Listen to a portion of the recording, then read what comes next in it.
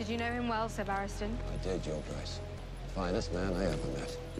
I wish I had known him.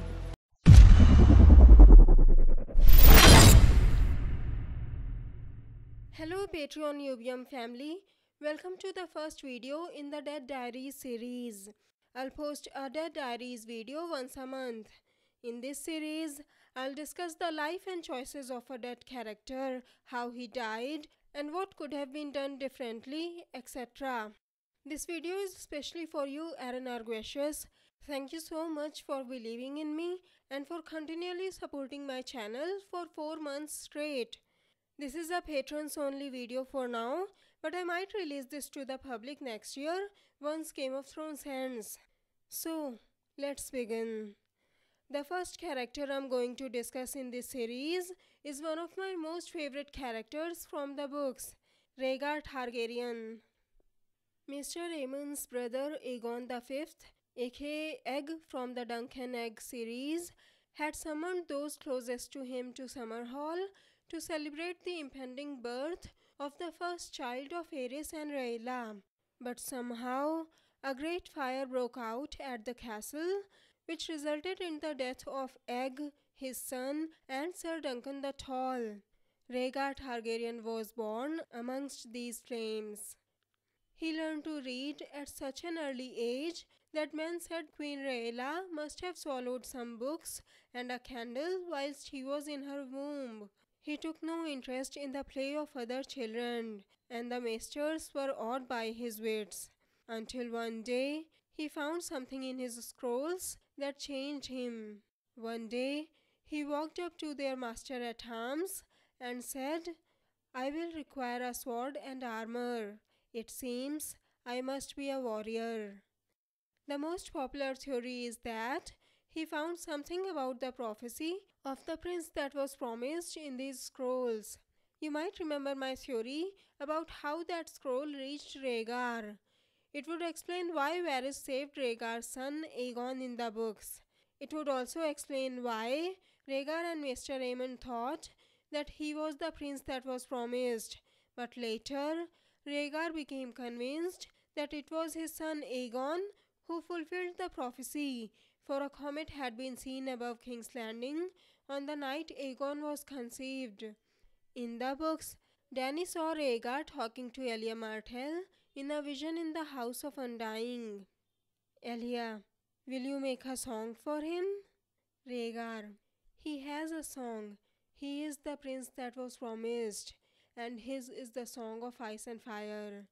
There must be one more. The dragon has 3 heads."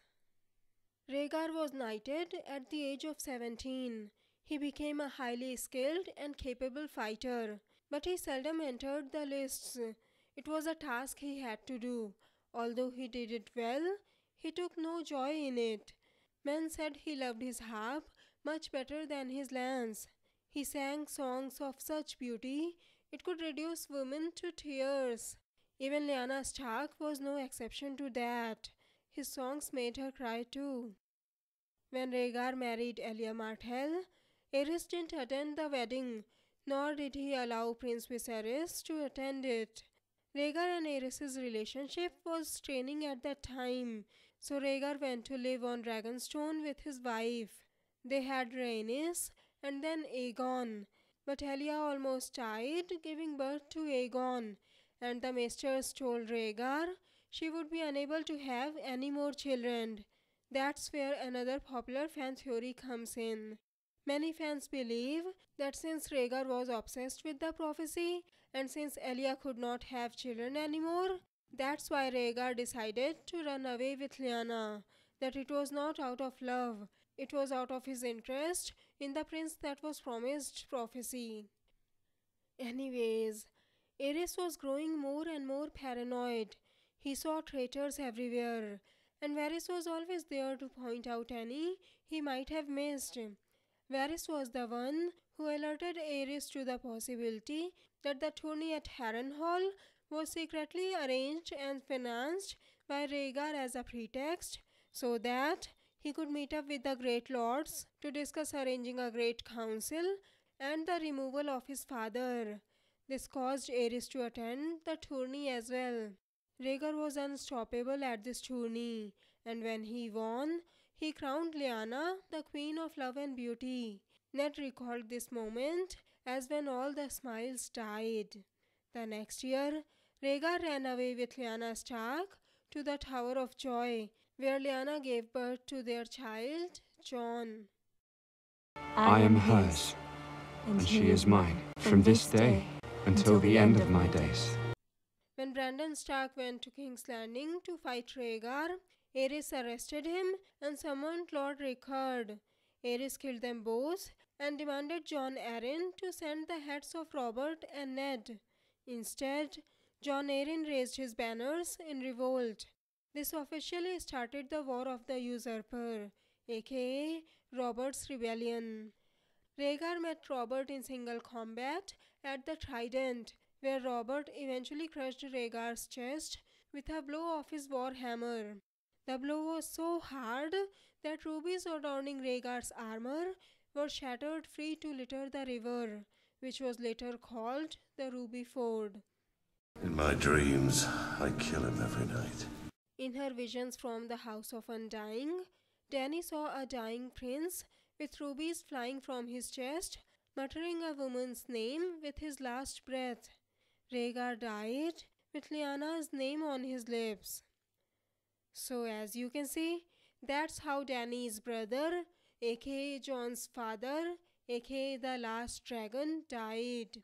In the books, Jaime recalls Rhaegar's last words to him. When the battle's done, I mean to call a council. Changes will be made. I meant to do it long ago, but, well, it does no good to speak of roads not taken. We shall talk when I return. As you can see, Rhaegar had planned to make some changes. He was well loved by the small folks. When your brother Rhaegar led his army into battle at the Trident, men died for him because they believed in him, because they loved him. I fought beside the last dragon on that day, Your Grace. He knew Aerys was a terrible king. Rhaegar did not seem like the type of guy who would meet a stranger, fall in love, and leave his duty to run off with a girl he barely knew. Even Ned had a good opinion of Rhaegar. In the books, Ned thinks Rhaegar wasn't the kind of man who visited brothels. When I first started this channel a few years ago, I discussed all of this and more when I posted my first Crazy Theory video. Why did Rhaegar run away with Lyanna? Maybe Lyanna had become pregnant, and when Rhaegar found out about Lyanna's pregnancy, he threw caution to the wind to run away with her. That's probably why he left all his plans and his family to run away with Lyanna and his unborn child. But that's just a theory. The reason for them running away is not mentioned in the books yet. What could have been done differently in this case? How this war or Rhaegar's death could have been avoided? Maybe Rhaegar could have talked to Rickard Stark or let Lyanna tell someone, probably Ned, about this, instead of just running away with her and letting everyone assume that he kidnapped Lyanna. What her father did to your family, that was unspeakable. What Rhaegar Targaryen did to your sister, the woman I loved. I'll kill every Targaryen I get my hands on. Robert couldn't have destroyed the Targaryen dynasty if it was known that Lyanna ran away by her own choice. Rhaegar also could have called a great council and have had Aerys removed right after the tourney of Harrenhal. At least, he could have been able to reason with the Starks if Brandon and Rickard hadn't died. Or maybe not. What do you think? So, what do you think of this video series? What do you think about the life and choices of Rhaegar Targaryen? Could this tragedy have been avoided? Let me know your thoughts in the comments. If you like this video, please click on the like button below and share the video. Have a great day. Bye bye. See you in my next video.